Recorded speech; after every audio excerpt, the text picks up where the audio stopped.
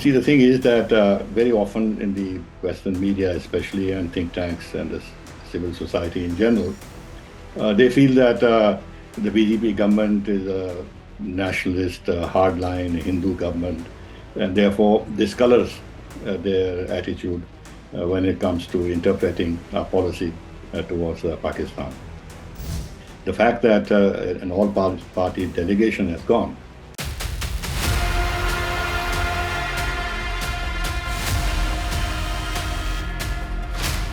that they also should not take a position which simply encourages Pakistan to continue pursuing its previous sponsorship of terrorism periodically.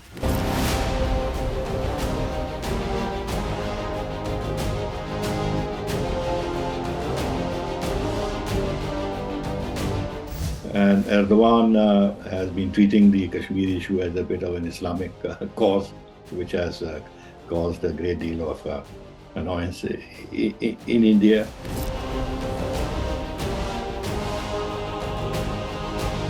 India's all-party delegations going across world capitals now comes to a conclusion, with many of them returning, some of them still abroad, but a lot of strong statements having been made. On the other hand, we're seeing Pakistan on a shopping spree to various countries, but also solidifying their ties with Turkey, with China. What are Turkey's plans? To discuss all this and more, I'm being joined by former Foreign Secretary of India, Ambassador Kanwal Sibal.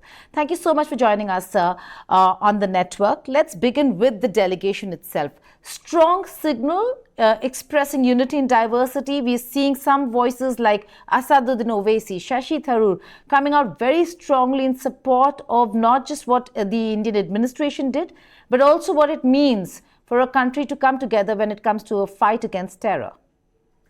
True. I think it was a very wise move on the part of government to send all parliament delegations to various countries to brief them on our problem with Pakistan, the Pahalgam terror attack, the reason why we had to attack the terror hubs, and of course the overall conflict that we've had with Pakistan, what it means in terms of our expectations from Pakistan in the future, and our determination to react if Pakistan continues to support terror.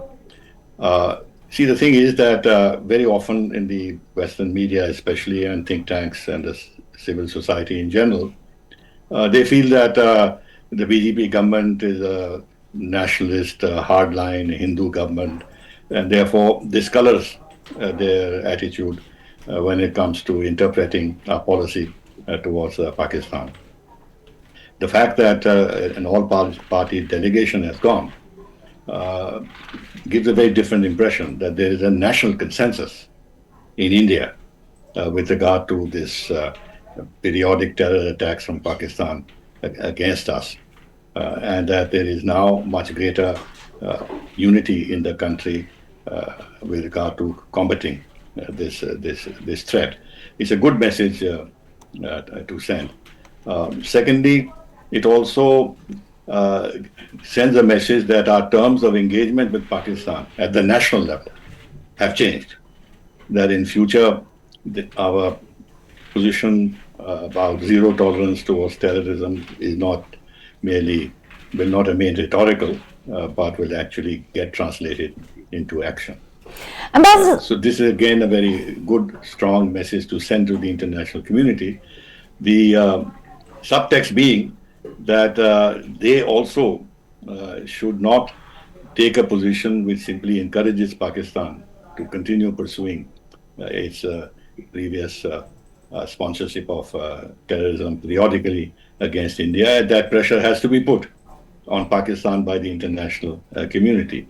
And when it comes to things like the FATF and reinscribing Pakistan on the grey list, I think this kind of diplomacy would help.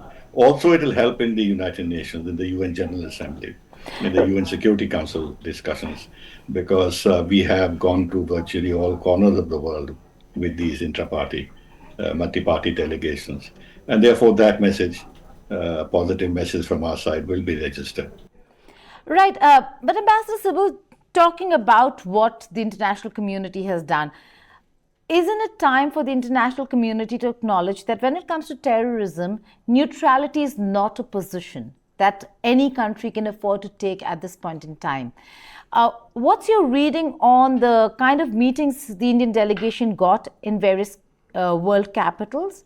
And should Pakistan also sending Bilawal to various world capitals, including Washington, D.C., get a high level meeting? What does that really mean? What does that mean when it comes to the international community actually fighting the cause for terrorism? Look, look, there has been on paper a very wide international consensus on combating terrorism.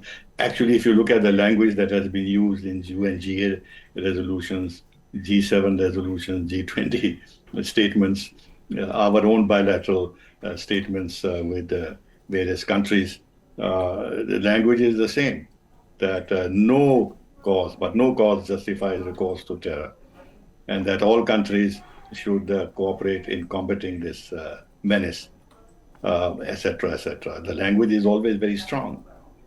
So, in terms of a an international consensus on paper with regard to combating terrorism, there is already a great deal of consensus. So that's not the issue. Our issue is linking those general statements with Pakistan. Whether Pakistan is the epicenter of terror, whether the acknowledgement that Pakistan has a finger in virtually every major terrorist attack that has occurred not only in our region, but internationally, including against the United States. The fact that Osama bin Laden was sheltered in Pakistan for God knows how many years, etc., etc. Now that linkage is missing. And that linkage is very, very difficult to get because countries don't want to publicly take sides. And they attach some importance to their relationship with Pakistan for a variety of reasons. The Islamic countries have their own angle. The West has its own angle because the West has always mollycoddled and Pakistan, protected Pakistan against itself. It has armed Pakistan. It has ignored Pakistan's terror activities, though there has been some progress in that regard, that the language of cross-border terrorism has been accepted even by the United States. And many of the Pakistani-based terrorists are now inscribed on the UN list of international terrorists. So some progress has been made. But when it comes to India-Pakistan question per se, rooted in terror, somehow it gets mixed up in the Kashmir issue.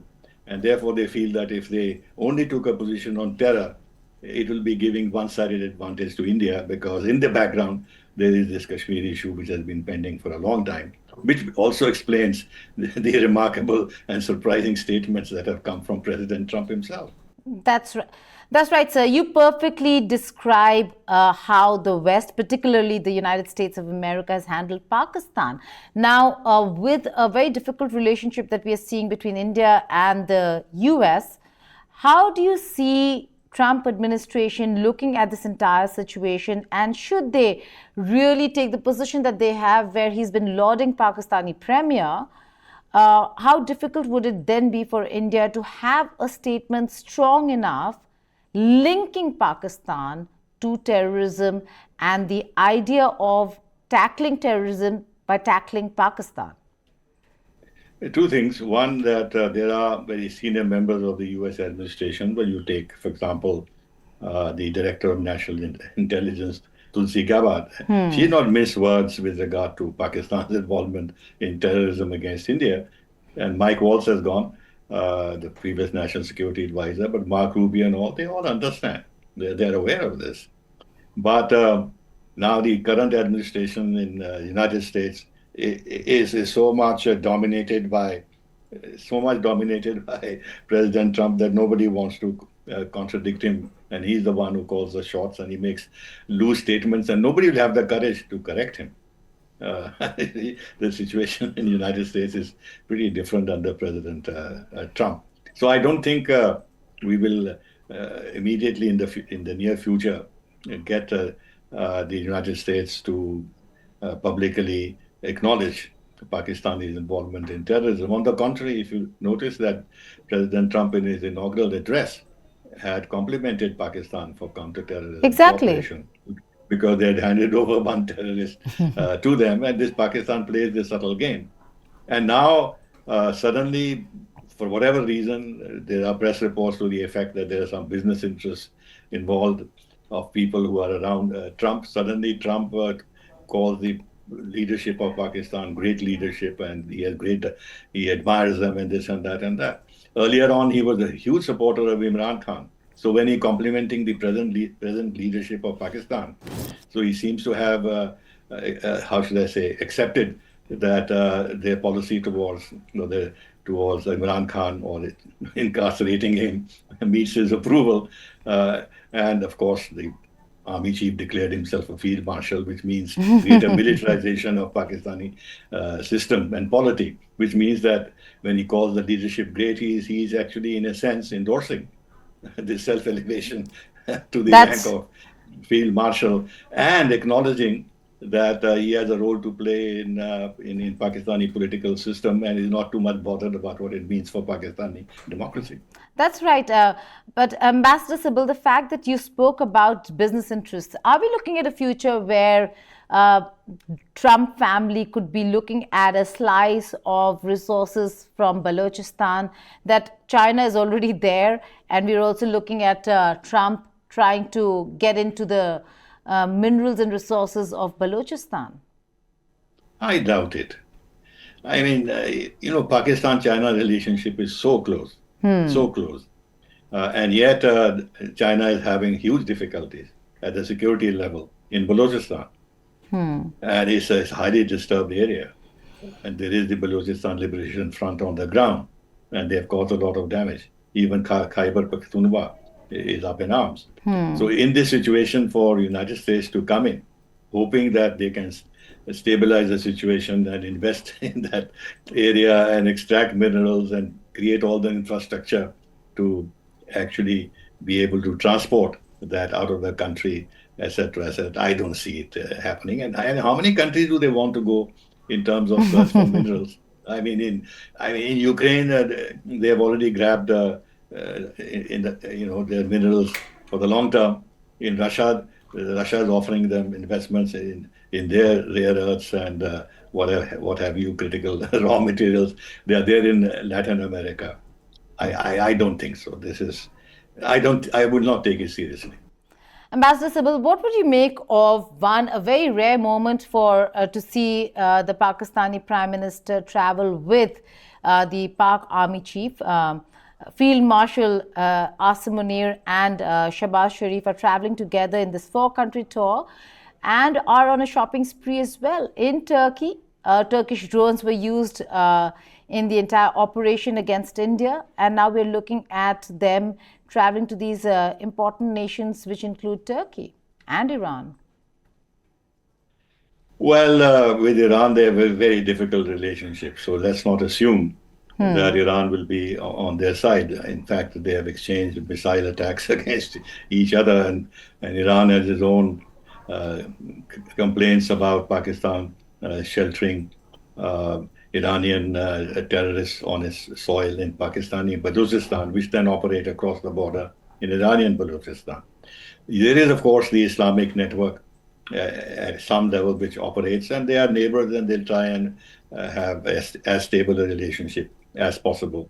Uh, so Iran is playing a balancing game, but I don't think we should exaggerate the entente between the two countries. With Turkey, it's different. With Turkey, Pakistan has always had a close relationship, at least in recent years. And Erdogan has been treating the Kashmir issue as a bit of an Islamic cause, which has caused a great deal of annoyance in India.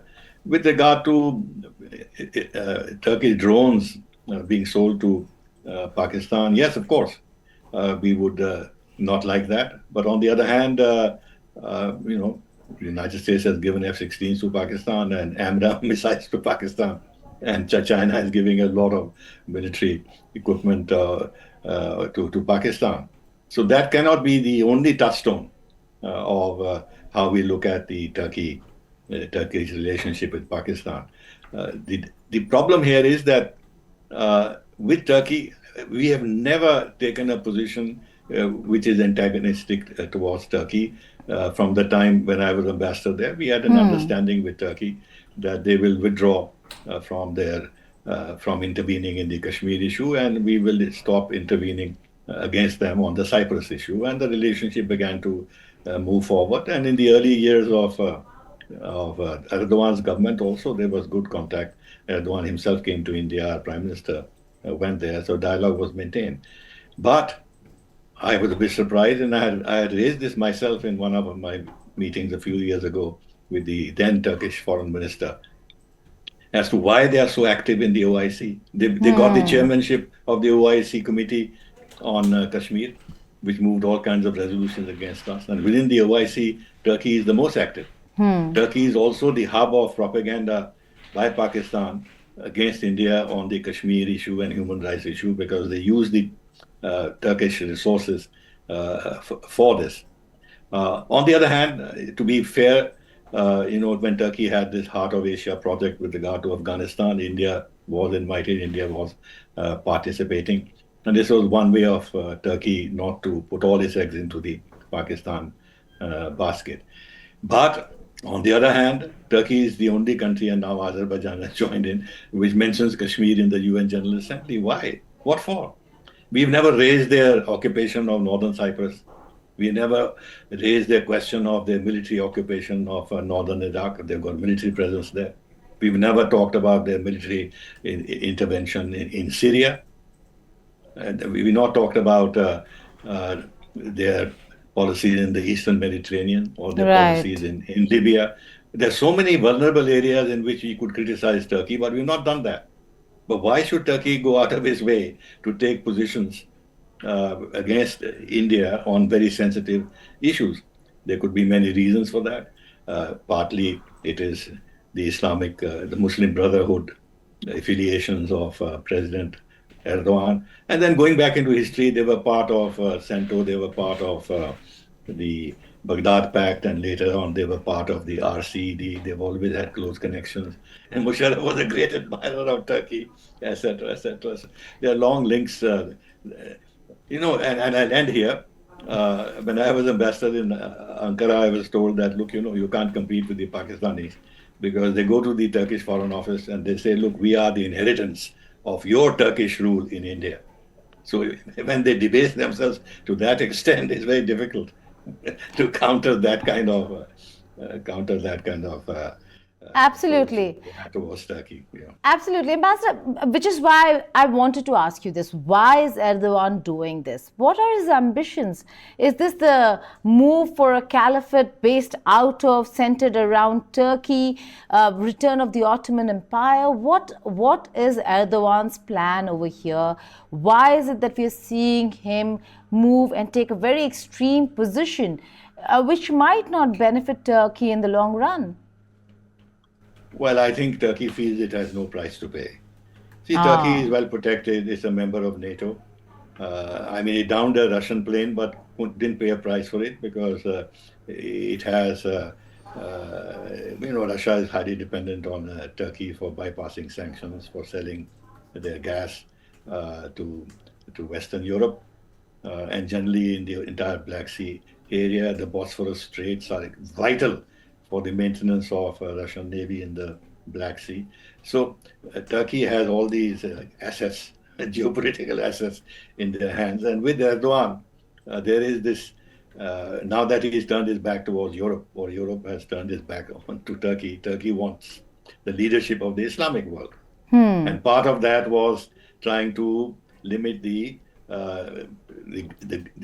role of Saudi Arabia in the Islamic world. And that is why they attempted Turkey, Malaysia, and Pakistan to actually grab that leadership. Now that they saw that Saudi Arabia was moving towards modernization and was shedding its Islamic links, and they wanted to capture that space. Turkey has succeeded geopolitically in Syria. So they feel that they have a regional role to play, and that regional role goes up to Afghanistan. If you remember, they played a very vital role, or at least they tried to play a very important role in Afghanistan through the Heart of Asia process and trying to stabilize the situation there and find a foothold there. And because of that, Pakistan became very important in their eyes geopolitically. So that is where the background is, apart from other reasons that I mentioned, while that historically they have been close, their militaries have been close to each other in various alliances. So that's the reason, and they don't pay much attention to India's sensitivities and concerns because our trade with them is fairly limited, 7.2 billion dollars. That's not much. Yes. And the mutual investment is about $200 million. That's also not much. Yes. Therefore, in a sense, maybe it's not very vital for them to maintain close ties with India, and they can live with a degree of distance between the two countries. Finally, Ambassador Sibal, before I let you go, I have to go back to the question on Pakistan's shopping spree when it comes to China and Turkey. How does this really help the Trump administration? Are they not looking at what China is doing in the region and how China benefits from it all? And if they ought to counter China, then they ought to stand with India rather than with Pakistan. And if you could just talk a little bit about how China has helped Pakistan through not just this conflict, but many a conflict. Well, China is the biggest defense partner of Pakistan. They have given them all their advanced aeroplanes, and they're selling them submarines. They've sold them their missiles and everything else, and they'll continue to do so. And now, after this conflict, when the Pakistanis assess the situation and find out where the gaps are, they'll try and fill up those gaps by going to China. So this will remain a big strategic headache, more than a headache, challenge for us. And we have to then meet it the best way we can. With regard to Turkey, the problem is that Turkey is a member of NATO. They have access to NATO technologies. In some areas, their defense production is pretty advanced. They manufacture F-16s also. And of course their drones, apparently they've not been effective here in the conflict with Pakistan, but they've been selling them to Ukraine also. And it'll be a matter of concern to us if the relationship between Turkey and Pakistan develops on the defense front. You know, there's something which we are not talking about publicly. We ourselves signed a $2 billion plus contract with Turkey for transfer of technology and what have you with regard to shipbuilding. Really? Yes. And now apparently publicly it is not said so, but we seem to have cancelled that. I hope we have. But we signed that contract because it was an open tender and the Turkish side won the tender. So they have these technologies. So we have to think about it. Now, whether Turkey will go, after all, Turkey has to earn money. I mean, it just can't sell defense materials unless Pakistan has the capability of paying them. And how much money does the Pakistanis have in their defense budget that they can buy a lot of material from China as well as from Turkey? But we have to keep a very watchful eye on this. The other question you asked me, which I haven't answered, which is that Bilawal Bhutto. Yes. Going. Now, of course, he'll have to answer the question which will be on everybody's mind. That his mother was killed by the terrorists. Yes. And army-linked terrorists. Yes. Military-linked terrorists in Pakistan. So how can he not empathize? The point is that what credibility will he have when he himself has suffered from this attack? But of course, they'll humor him. Ambassador Sibal, thank you so much for joining us and sharing details and perspective on what's really happening in South Asia, particularly when it comes to India, Pakistan, through the prism of China, Turkey, Washington, D.C., and what have you, in terms of diplomacy and where India is headed. Thank you so much for joining us on the network. My pleasure. Thank you very much.